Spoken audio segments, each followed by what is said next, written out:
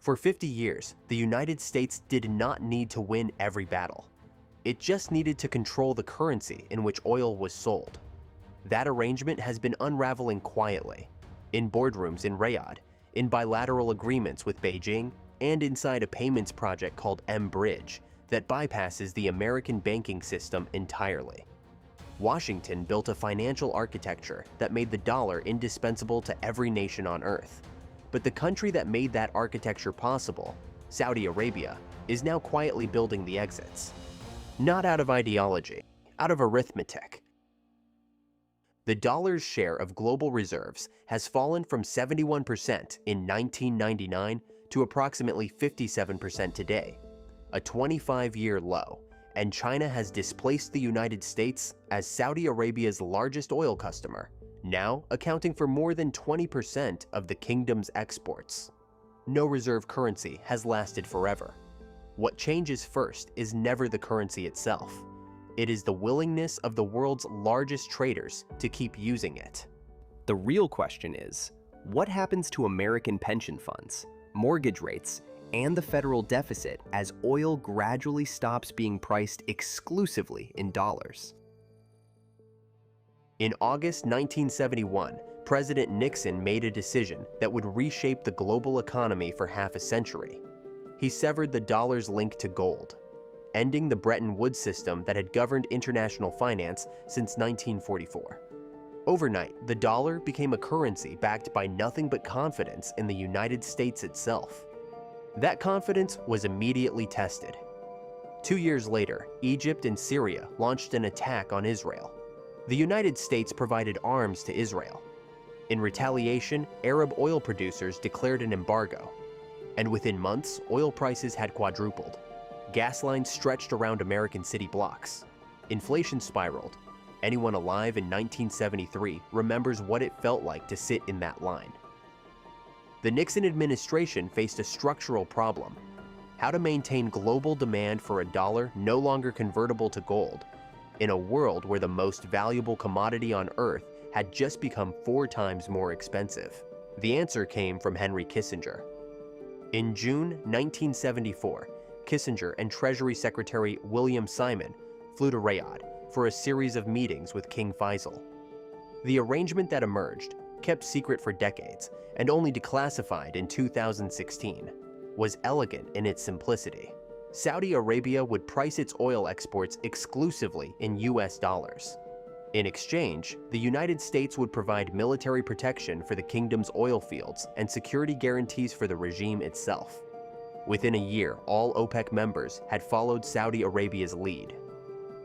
The petrodollar system, the practice of selling oil denominated in US dollars, was not a formal treaty. It was a strategic alignment, and strategic alignments, history shows, last only as long as both sides believe the arrangement still serves them. To understand what is now changing, it helps to understand why the petrodollar system was so durable, and why it created advantages that extended far beyond the oil market itself. Think of it this way. Imagine a toll booth that every nation on Earth must pass through to buy energy. For 50 years, that toll booth accepted only one currency.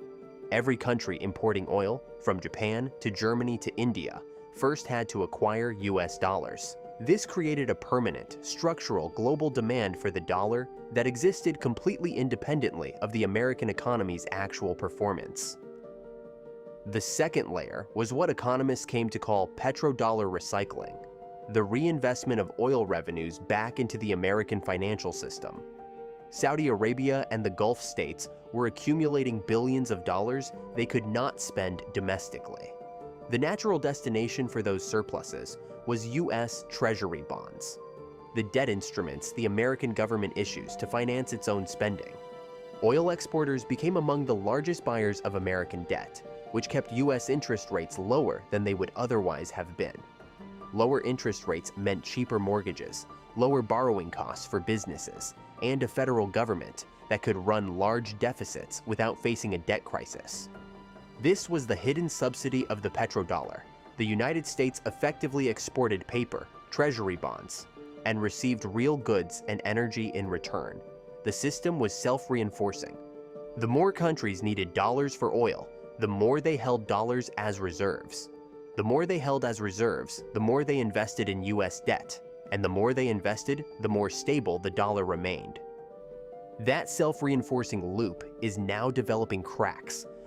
The numbers tell a story of gradual but unmistakable erosion. At its peak, the US dollar accounted for 71% of disclosed global central bank reserves. As of 2024, according to the International Monetary Fund, that figure stands at approximately 57%, a 25-year low. The Chinese yuan represents only 2% of global reserves today, but it has become the fourth most transacted currency in international settlements, having overtaken the Japanese yen according to SWIFT data. Direction matters as much as position. In the oil market itself, roughly 80% of transactions are still conducted in dollars, but the pressure is accelerating on multiple fronts simultaneously. In 2018, China launched the Shanghai International Energy Exchange, a platform allowing international investors to purchase crude oil contracts denominated in yuan rather than dollars, creating the first true institutional alternative to the petrodollar in the energy market. In 2023, China and Saudi Arabia signed a bilateral currency swap agreement worth approximately $7 billion, enabling direct trade without requiring dollar conversion. And in June 2024, Saudi Arabia's central bank formally joined Project mBridge, a cross-border digital payment system developed with China, Hong Kong, the UAE, and Thailand, allowing energy transactions to be settled entirely outside the SWIFT network. For a retiree whose savings are in US Treasuries, this may seem abstract, but the connection is direct. A sustained reduction in global demand for dollars means the United States must offer higher interest rates to attract buyers for its debt. Higher rates mean higher mortgage payments, higher federal borrowing costs, and a pension system that yields less precisely when its obligations are growing. The structural consequence is not a currency crisis.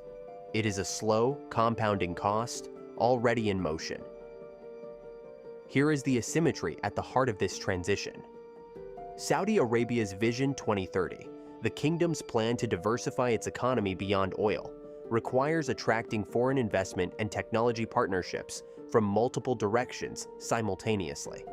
Riyadh cannot afford to be dependent on a single patron. That is a 30-year strategic calculation made by a monarchy that does not face elections. The United States, by contrast, operates on a 4-year electoral cycle. No administration has a structural incentive to accept short-term economic pain in exchange for long-term financial stability, particularly when that pain would show up in mortgage rates and consumer prices before the next midterms. The consequences are accumulating in layers. The dollar's share of global reserves has been declining for 2 decades. Russia, following Western sanctions in 2022, moved aggressively to de-dollarize its trade. By late 2025, 99% of Russian-Chinese commerce was being settled in rubles and yuan, a bilateral corridor that now operates entirely outside the dollar system. And China is not simply offering a currency alternative. It is following the same strategic playbook the United States used in 1974, positioning itself as a security guarantor in the Gulf, while simultaneously building the financial infrastructure for a yuan-denominated energy market. The United States has not ignored these developments. In March 2025, President Trump stated that Saudi Arabia had committed to purchasing $1 trillion in American goods and military equipment over a 4-year period, a figure that, like similar announcements before it, reflects intent more than contracted obligation.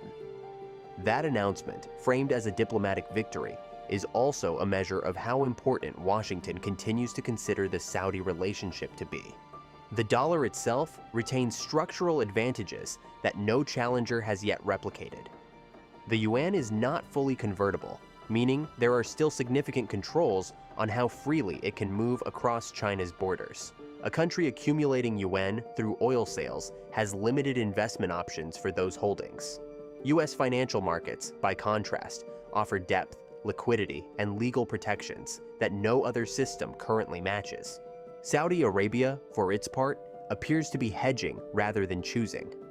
As of late 2024, the kingdom held approximately $144 billion in U.S. Treasury bonds, an increase of $27 billion from the prior year.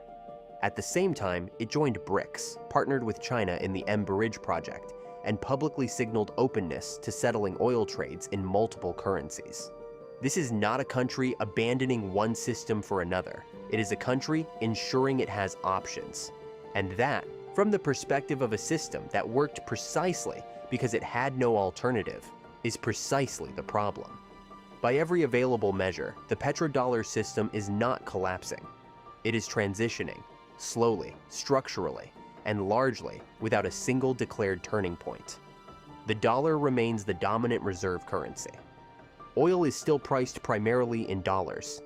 Saudi Arabia is still one of the largest foreign holders of US treasuries. These are facts.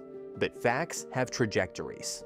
And the trajectory of each one of those indicators points in the same direction, away from the dominance that existed in 1974, and toward a more distributed system in which multiple currencies share functions the dollar once held alone. This is not a crisis. It is a structural transition that has been underway for 2 decades and is now accelerating. The Atlantic Council, in its analysis of this shift, described it carefully. The dollar will remain prominent, but without its outsized clout, complemented by the yuan, the euro, and other currencies, in ways that correspond to the actual economic weight of their issuing nations. What that means in practice is a world where American borrowing is more expensive, American sanctions carry less leverage, and American monetary policy has less reach than it did in 1974. What no model has reliably captured is political will. Whether any American administration will make the structural investments in fiscal discipline, in financial diplomacy, in the competitiveness of US capital markets. That would give other nations a genuine reason to keep choosing the dollar when alternatives exist. If the mBridge payment system scales to handle significant volumes of oil trade, the timeline for this transition compresses. If the US secures a new security architecture in the Gulf that makes dollar pricing the safer choice again, it extends. The variable remains genuinely open. What Kissinger understood in 1974, and what his successors have occasionally forgotten, is this: reserve currency status is not a right, it is a service, and services can be replaced.